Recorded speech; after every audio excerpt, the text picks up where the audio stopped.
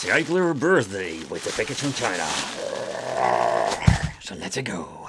The RGB30 is known by its very interesting and strange display configuration. Something you don't see very often with handhelds. So they come in black, white, blue and other, what it needs to be. It comes in different colors. So in the box I ordered myself this bluish color and I really love it. Blue is my favorite color, so I just needed to pick it up. And the configuration of the display I already mentioned before is quite interesting. Another thing I also find quite nice, it comes with an IPS panel and the bezel is very slim. You don't really notice it if it's even turned off. Nevertheless, let's take a close look at the device today. Let's play some games because this thing is absolutely very cool for the money you're paying for it. So deep dive into the box and let's check out what are going to give us more. So it comes with a very nice high quality Type-C cable, a very long one too, and the toilet paper manual. Yeah, it's not even called a toilet paper manual because there's actually nothing over here that explains how and what. Yeah, of course it will give you some quick combination of the functions. Yeah, but besides that there is nothing much to say. But let's talk about the top part. So we're going to get 4 shoulder buttons. The 4 shoulder buttons is a configuration that we have seen with previous models of Powkiddy and Embernick. When you're looking at the front angle, here you can see there's quite some differences when it comes to the height of the 2 buttons. And that makes using the shoulder buttons on this particular device very comfortable. When holding it like this, you can press both buttons fairly easy. And this configuration, where I'm not a big fan of shoulder buttons, this is absolutely great. We have a physical volume control, then we're going to get a reset button, the on and off switch, and even have the option for an HDMI out. And when you're looking at the button configuration, this makes me really happy. And what do I mean? It's quite simple. The D-pad is on the right place, the same goes for the joysticks, and the ABXY buttons, they're still tiny like a Nintendo Switch, but they're not bad at all. But when you're looking at the D-pad, this thing feels absolutely amazing. It does have let's say, a travel to it, but not to the point it's a way to, let's say, having a resistance, and the travel is quite annoying to play. But when it comes to the D-pad, well, I do love the feel itself. For fighting games, it's going to be absolutely great. Not perfect, in my opinion. But I do really enjoy myself when it comes to this handheld and fighting games. Just the way how I can grip this device and just play it. But the D-pad do have the quite long travel. It's not really a handicap whatsoever, but you need to get used to it. But next up, let's try Contra for the D-pad. And I can tell you that this is not bad at all. Where I can shoot in every single direction without any problem whatsoever. So looking at the joysticks, they are similar to the Nintendo Switch, even with the tiny click underneath. And not to forget, we're having over here the select and start, and I find that was very pleasant to have them on top. And having over here micro switch select and start buttons. Over here the AB and the XY, it's still kind of interesting that they changed it on. It's kind of giving a little bit of malfunction in my brain, but I'm getting used to it. But when you're looking at the touch, it's very nice. The travel of the buttons are absolutely great, not too long. There's a little bit of like a wiggle to it, but especially when it comes to the shape, it's very pleasant to play. So I already mentioned before, I hate these switch like tiny buttons, but this is completely different, and they did a great job with it. Underneath there we're going to find 2 Type-C ports, one for charging and the other one we can use for adding an extra controller.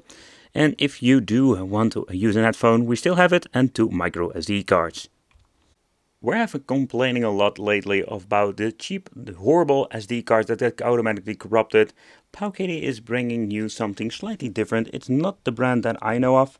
CPIY doesn't say anything to me, but I think it's always better than those really cheap to the cheap unbranded. So this is for the firmware and the OS, and this is going to be for your storage when it comes to the overall games.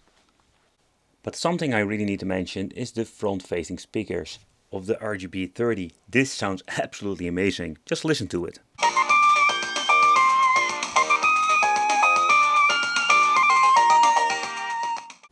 But when it comes to the software itself, this comes pre-installed with Gel OS, or Jelly OS if I'm saying it correctly. And one thing is that it's absolutely a great piece of software, but take consideration, it's highly possible when receiving this product that you don't have any audio whatsoever. The next thing that we need to do is go to the settings of this device, the network in this case, because we're going to connect it to the internet. Yep, we're going to find a network in your area. We're going to update your device, and that's one of the first things that I recommend doing if you have any problems when it comes to the audio like me. That's one thing I just want to mention, but when it comes to the overall compatibility with the chipset that is in here, yeah, that is going to be the same stuff that we've seen many times before. But for people new, let's do a quick overview. So first of all, the layout they're implementing in this device is absolutely great. And I can tell you, this thing looks absolutely amazing. It's such a very strange but also unique experience with this display they're using. The RGB30 comes with a 4-inch display that looks absolutely amazing with a resolution of 720 by 720. The Rock chip 3566, that is an ARM Cortex quad-core running on 1.8 GHz. LPDDR4, 1GB of RAM, the battery life will be around 8 hours and having charging time of 2 hours. The specification list is also interesting for emulation, so let's get into it and let's see how it looks and how it plays.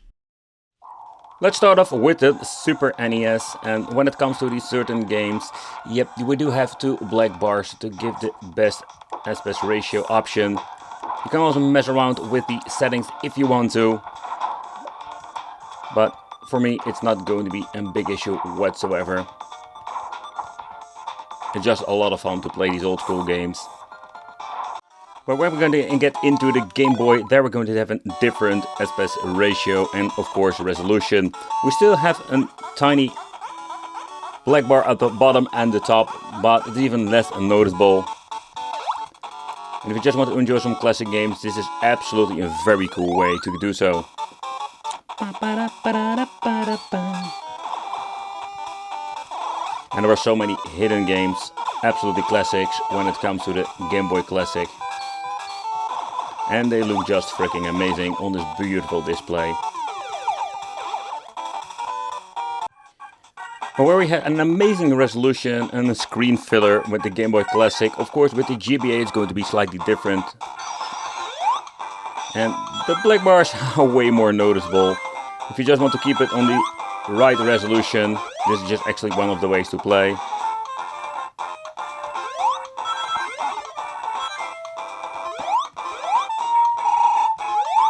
But we're going to back into the Game Gear and the handheld. There with the Game Gear we're going to have absolutely amazing resolution. And this is of course one of those systems that makes a great advantage of the screen itself. It's absolutely a lot of fun playing these old school games again.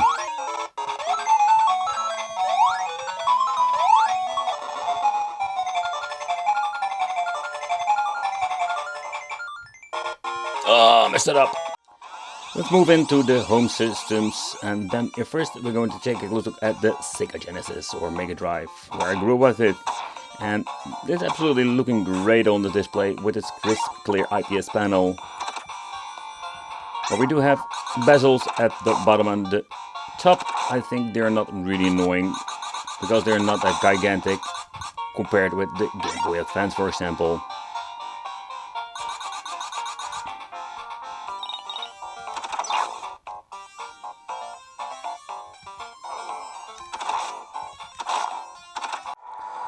So let's deep dive into the arcade part, because I just wanted to showcase what you actually can do with this. Of course we can play a lot of cool games when it comes to arcades, but when it comes to Killer Instinct and Tekken, the more demanding ones, they will not run as well on this.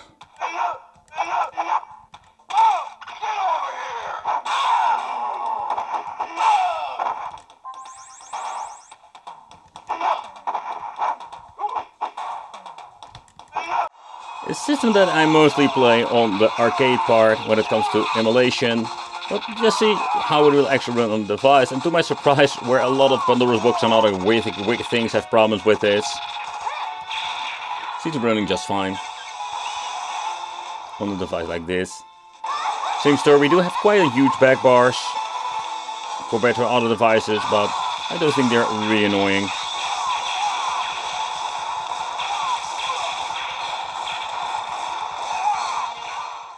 But if you're looking at a device for N64 emulation on the go, when an N64 is, it's still absolutely a hit or miss.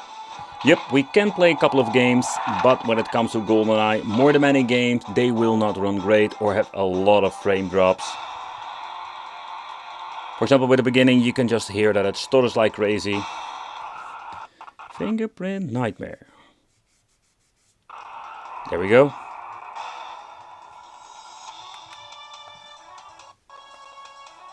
You can just hear that it struggles significantly compared with other devices that we have checked out. The configuration for this handheld is not the best. Oh, there we go. But still, it's quite manageable. Oh, there we go. Another frame drop. And there we go, there we go. That's great and annoying.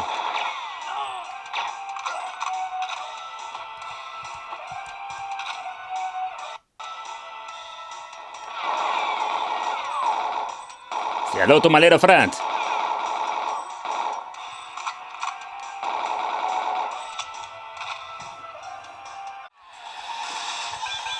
Okay, let's move on to some PlayStation emulation, and yep, we can play it on so many different handhelds, but just wanted to check it out on this particular RGB30 model.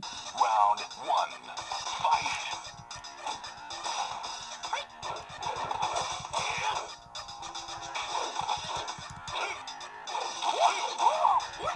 Oh, there goes my perfect. Okay, next up I wanted to showcase some PlayStation Portable, but take consideration if you're just going to play PlayStation Portable on this.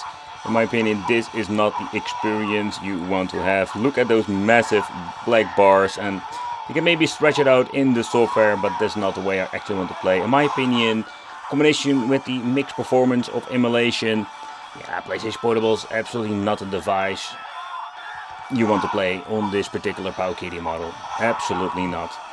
It's fun that it's there, but that's all.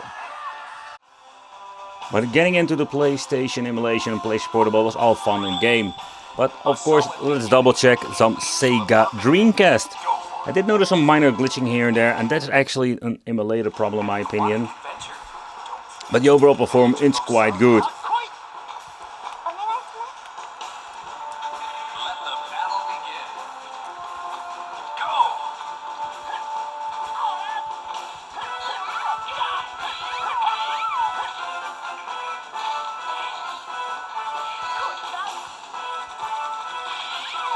But if you want to TV out, in my experience, I need to reboot the system for this particular application. But it's quite cool, they can actually use this thing on the television and combine it with the Bluetooth controller. We do have freaking like a game system.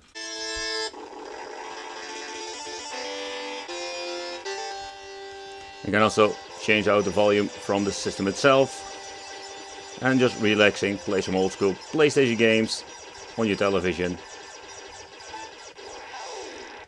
Yeah, but it doesn't help with my gameplay. Yeah, but you get the point. And the same is it when you're going to be switching to the handheld itself. You can wait forever to get the screen back. So the thing that we need to do is plug it back in, shut down the system, and then plug out the cable and reboot. But let's talk about how this thing has been assembled. There are only 4 screws holding the 2 shells together, because all of the other parts are basically clicked together.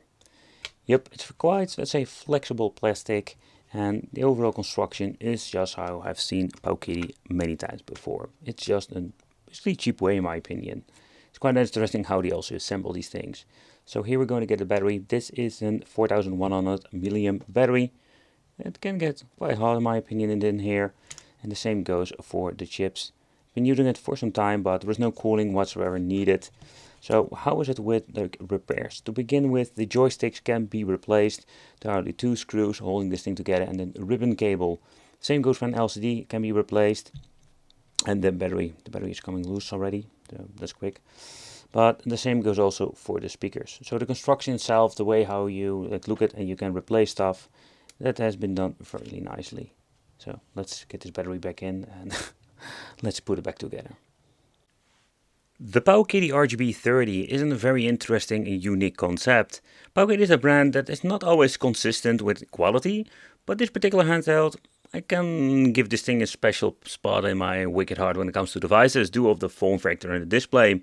It's something different, something new. Let me know in the comments, what do you think of this device? Would you pick it up for the money? Thank you all for watching, consider subscribing, hit that little bell, and it would be great to see you in the next video.